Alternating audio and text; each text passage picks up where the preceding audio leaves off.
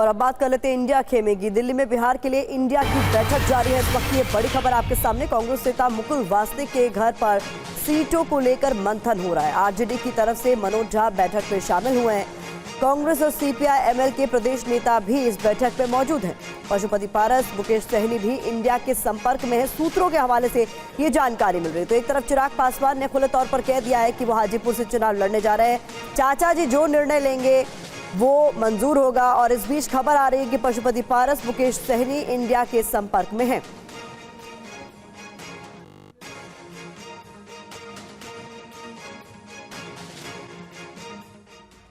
अब इस बीच बड़ा सवाल यह है कि इंडिया में बिहार पर फाइनल फॉर्मूला कब तक तय हो जाएगा। कुछ जानकारी आपके सामने जल्दी से रख देते हैं। आरजेडी, कांग्रेस और लेफ्ट में सीटों पर दरअसल खींचतान चल रही है। आरजेडी 28 से 30 सीटों पर दावा कर रही है। कांग्रेस को 9, सीपीआई-एमएल को 3 सीट ही देने को तैयार है। खबर यह है कि बेगूसराय और कटिहार से कांग्रेस लड़ना चाहती है और ये जो दोनों सीटें हैं वो आरजेडी देने को तैयार नहीं है। तो कुल मिलाकर जो खींचतान है वो अब भी जारी है। लेकिन इस बीच बैठकों का दौर भी जारी है। जैसा कि हमने आपको बताया, मुकुल वासनिक के घर पर महत्वपूर्ण बैठक चल रही है। माना जा रहा है कि यहाँ पर भी सीट शेयरिंग पर आखिरी मुहर लग सकती है। लेकिन तस्वीर कब तक साफ होगी, ये बड़ा सवाल है। दिल्ली से कुमार विक्रांत हमारे साथ जुड़ेंगे आपसे कुछ ही देर बाद। लेकिन ये बड़ी खबर हम आपको एक बार फिर से बता रहे हैं, जहाँ पर दिल्ली में बिहार के लिए इंडिया की बैठक भी चल रही है, क्योंकि फॉर्मूला अब तक तय नहीं हो पाया है। कुछ सीटों को लेकर अब भी दलों में खींचतान चल रही है। इस बीच एक और बड़ी खबर आपके सामने, इंडिया में शामिल हो सकते हैं पप्पू यादव। पटना में पप्पू यादव लालू और तेजस्वी से मिले हैं। पप्पू यादव ने कहा है बिहार में इंडिया को मजबूत करने पर चर्चा हुई। बीजेपी को जीरो पर आउट करने की रणनीति पर भी चर्चा हुई, ये कहना पप्पू यादव का। तो ये बड़ी खबर आ रही है इंडिया खेमे से, जहां पर अलग अलग दलों की बैठक हो रही है। कोशिश की जा रही है कि कोई ऐसी रणनीति बनाई जाए जिससे इंडिया को कुछ सीटों तक सीमित रखा जा सके। पप्पू यादव ने इस कड़ी में क्या कहा, जरा सुनिए।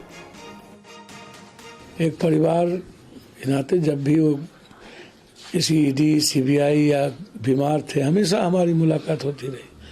हमेशा उस परिवार के साथ हम खड़े रहे। हमारे और लालू जी के जो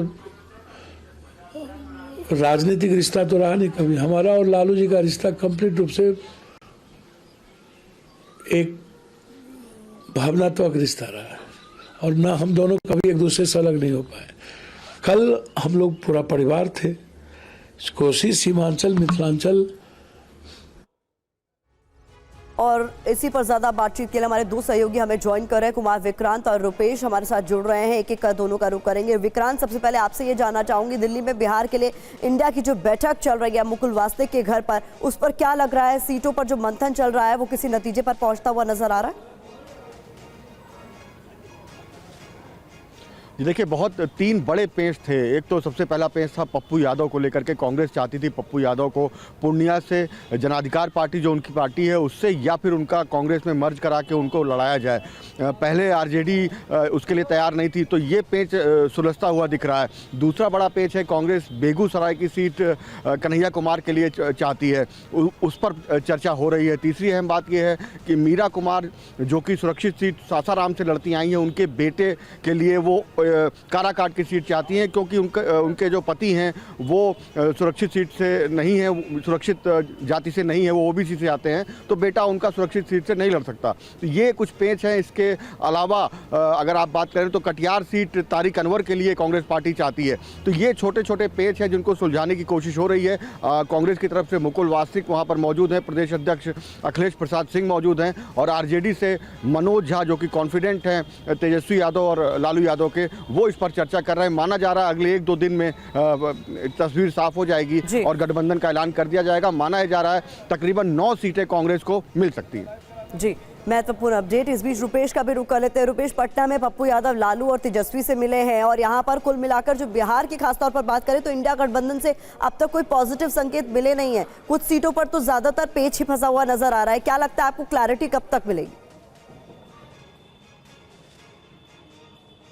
देखिए, बिल्कुल आज जो बैठक हो रही है उसमें तमाम सीटों के लिए, यानी कि 40 सीटों के लिए अगर सहमति नहीं भी बनती है, क्योंकि आरजेडी 25 से 26 सीटों पर लड़ना चाहती है और कांग्रेस के लिए वो 8 से 10 सीटें देना चाहती है और 3 सीट वाम दलों के लिए। अगर पशुपति कुमार पारस, ये थोड़ा इंतजार होगा कि अगर पशुपति कुमार पारस अगर इंडी अलायंस में आते हैं तो 2 सीटें हाजीपुर और समस्तीपुर, जबकि पशुपति पारस ये चाहते हैं कि जिन 6 सीटों पर पिछली बार एलजेपी ने चुनाव लड़ा था वो सारी 6 सीटें उनको दे दी जाए। ना सिर्फ वो अपने भतीजे चिराग पासवान के खिलाफ लड़ेंगे, बाकी जो 5 सीटें हैं उन तमाम सीटों पर वो अपना उम्मीदवार उतारना चाहते हैं। तो थोड़ा इंतजार करना होगा, क्योंकि कांग्रेस भी इंतजार करेगी। हालांकि पहले चरण में जिन 2 सीटों पर चुनाव होने हैं, 4 सीटों में, वो 2 सीटें नवादा और जमुई, उन दोनों सीटों पर पशुपति कुमार पारस चुनाव लड़ना चाहते हैं। लिहाजा ये भी रणनीति बनेगी कि पहले 2 चरण के 9 जो सीटें हैं, 4 और 5, इन 9 सीटों के लिए ही पहले उम्मीदवार या फिर गठबंधन तय कर लिया जाए, उसका ऐलान कर लिया जाए। उसके बाद बाकी जो शेष सीटें बचती हैं, क्योंकि